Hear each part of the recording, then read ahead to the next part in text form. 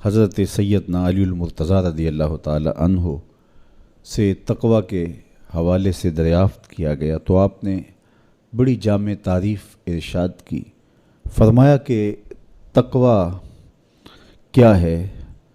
فرمایا کہ تقوی یہ ہے کہ تم اللہ سے ڈرتے رہو، خوف خدا تمہارے سینے میں موجود رہے، قرآن مجید پر تمہارا عمل رہے،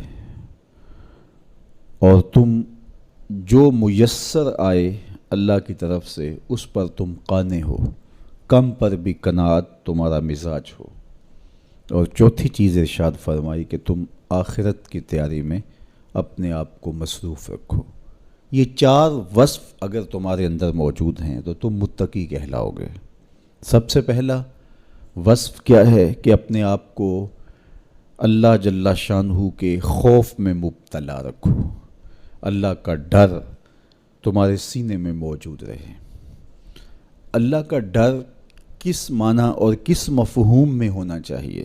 عمومی طور پہ بندہ جس شے سے ڈرتا ہے اس سے وحشت بھی کرتا ہے، اس سے نفرت بھی کرتا ہے.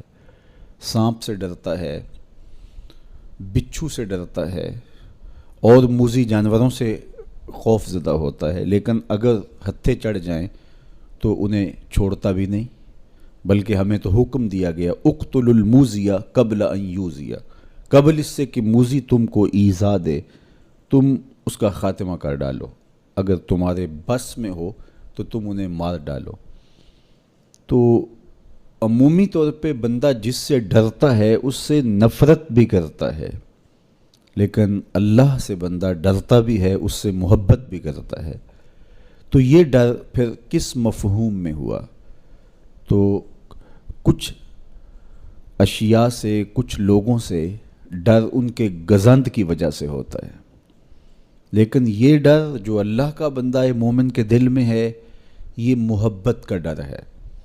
جب کوئی کسی سے پیار کرتا ہے تو اس کی ناراضگی سے ڈرتا ہے، وہ روٹھ نہ جائے، وہ ناراض نہ ہو جائے. میری زندگی کا سارا سرمایہ تو اس کی خوشیاں ہیں، اس کی خوشی میری زندگی کا جمال ہے، اور اگر وہ روٹھ گیا تو میری زندگی اجڑ جائے گی، میری زندگی کا سارا نور ختم ہو جائے گا، میری زندگی کی ساری خوشیاں ختم ہو جائیں گی. تو اللہ سے ڈرنے کا مفہوم بھی یہی ہے کہ جب بندہ اس سے پیار کرتا ہے، اور مومن کی شان ہے والذین آمنوا اشد حبا للہ، جو اہل ایمان ہیں وہ سب سے زیادہ اپنے رب سے محبت کرتے ہیں، ٹوٹ کے چاہتے ہیں اپنے رب کو. تو جب اتنی محبت کرتے ہیں اپنے رب سے تو وہ ڈرتے ہیں کہ کہیں ہمارا رب ہم سے روٹ نہ جائے، ہمارا رب ہم سے ناراض نہ ہو جائے.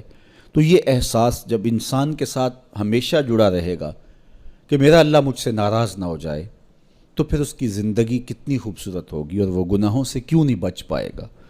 تو سیدنا علی المرتضیٰ رضی اللہ تعالیٰ عنہ فرماتے ہیں کہ تقوی یہ ہے کہ تمہارے دل میں اللہ کا خوف بیٹھا رہے اور اس کی ناراضگی سے تم ڈرتے رہو، اور یہ احساس تمہاری زندگی میں جمال اور خوبصورتی پیدا کرے گا. دوسری بات، قرآن مجید پر تمہارا عمل ہو.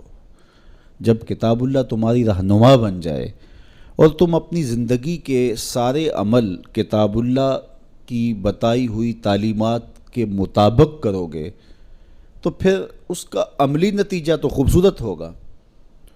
جب تھیوری اچھی ہوگی تو پریکٹیکل بھی اچھا آئے گا. جب تم قرآن کے بتائے ہوئے طریقے کے مطابق زندگی بسر کرو گے تو کیسے نہیں ہوگا کہ تمہاری زندگی خوبصورت زندگی ہوگی اور تم کامیاب اور بامراد اور خوش نصیب شخص قرار پاؤ گے.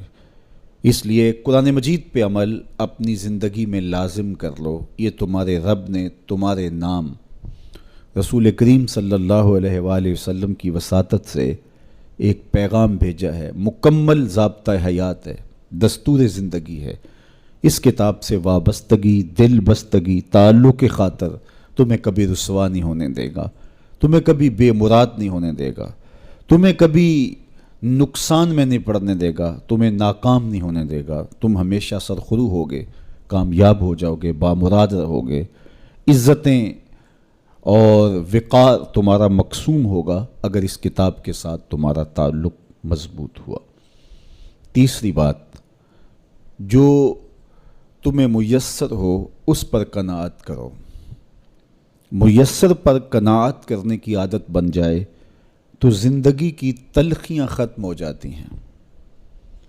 عمومی طور پہ ہمیں اتنا کچھ اللہ نے عطا کیا ہوا ہوتا ہے، لیکن اس کے باوجود ہم سکون میں نہیں ہوتے، اس لیے کہ ہم ایک ہدف طے کرتے ہیں اور اس کی طرف ہم بڑھتے ہیں۔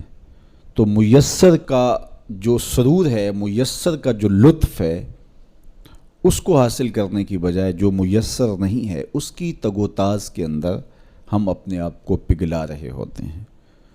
تو اس لیے ہم جب اللہ کے دیے گئے پر قناعت کریں گے، ہاں آپ زیادہ کی کوشش کر سکتے ہیں اس نیت کے ساتھ کہ میں دوسرے ضرورت مندوں کی ضرورت بھی پوری کروں، لیکن اطمینان آپ کو یہ ہونا چاہیے کہ جو مجھے میسر ہے، یہ میرا مقدور تھا، یہ مجھے مل گیا، اور اگر میرا مقدور کوئی اور بھی ہوا تو وہ بھی مجھے مل جائے گا، اور ملے گا تب جب اس کا وقت ہوگا، وقت سے پہلے نہیں ملے گا۔ جب ہم اپنے مقدور کو وقت سے پہلے حاصل کرنے کی کوشش کرتے ہیں تو پھر زندگی میں تلخی بھر جاتی ہے، ہم بے چین ہو جاتے ہیں کہ وہ مل کیوں نہیں رہا، میاں وہ کیسے ملے، اس کے ملنے کا بھی وقت ہی نہیں آیا ہے۔ تو ہم ایک اضطراب میں مبتلا ہو جاتے ہیں، بے چین ہو جاتے ہیں۔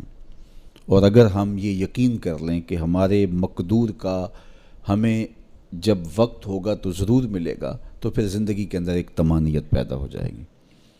تو جو تھوڑا میسر ہے، جو زیادہ میسر ہے، اس پر ہم مطمئن ہونے کی عادت پیدا کر لیں۔ سیدنا علی المرتضیٰ رضی اللہ تعالی عنہ سے ہی مروی حضور کا ایک فرمان ہے، جو اللہ کے دیے گئے تھوڑے رزق پہ راضی ہو گیا، اللہ اس کے تھوڑے عملوں پہ راضی ہو جائے گا۔ تو قناعت کا جوہر نصیب ہو جائے تو پھر زندگی سوکھی بھی ہو جاتی ہے اور تقوی کی دولت بھی نصیب ہو جاتی ہے۔ چوتھی چیز سیدنا علی المرتضیٰ رضی اللہ تعالیٰ عنہ فرماتے ہیں، یہ ہے کہ تم آخرت کی تیاری میں لگے رہو۔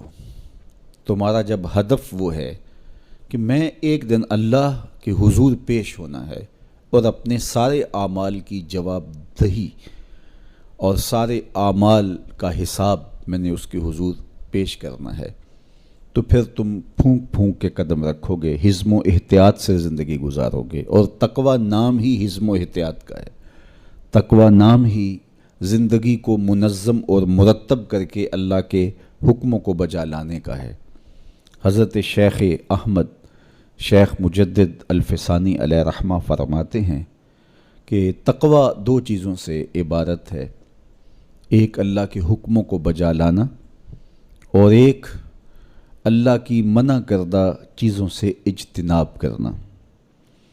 اور بڑی خوبصورت بات آپ نے کی، فرمایا اللہ کے حکموں کو بجا لانا، اس کی اطاعت اور فرما برداری کرنا، یہ تو فرشتے بھی کرتے ہیں اور انسان بھی کرتے ہیں، لیکن وہ چیزیں جو منع کی گئی ہیں ان سے رک جانا، تو یہ کام صرف انسانوں کا ہے، چونکہ فرشتوں کے اندر تو یہ چیز ہی موجود نہیں ہے، ان کے اندر خواہشات رکھی ہی نہیں گئی جن سے وہ رک جائیں، آرزوئیں رکھی ہی نہیں گئیں جن سے وہ باز آ جائیں۔ تو وہ تو اللہ کی عبادت کرتے ہیں، ذکر و فکر میں لگے ہیں، طاعت اور فرما برداری میں لگے ہیں، اور ان امور سے رکنے کا ان کا باب ہی نہیں ہے۔ تو یہ حضرت انسان کا کام ہے کہ وہ ان امور سے منع ہو جائے جن امور سے ان کے رب نے انہیں منع کیا ہے۔ تو یہ شے حضرت انسان کو ممتاز کرتی ہے اور تقوی کے حصول کا ذریعہ اور ضامن بنتی ہے۔ اللہ جل شانہ کے منع کردہ کاموں سے رک جائے اور اس کے حکموں کو بجا لانے کی کوشش میں لگا رہے، یہ تقوی کہلاتا ہے۔ مہربانی کر کے اس چینل کو سبسکرائب کریں اور زیادہ سے زیادہ اس ویڈیو کو شیئر اور لائک کریں۔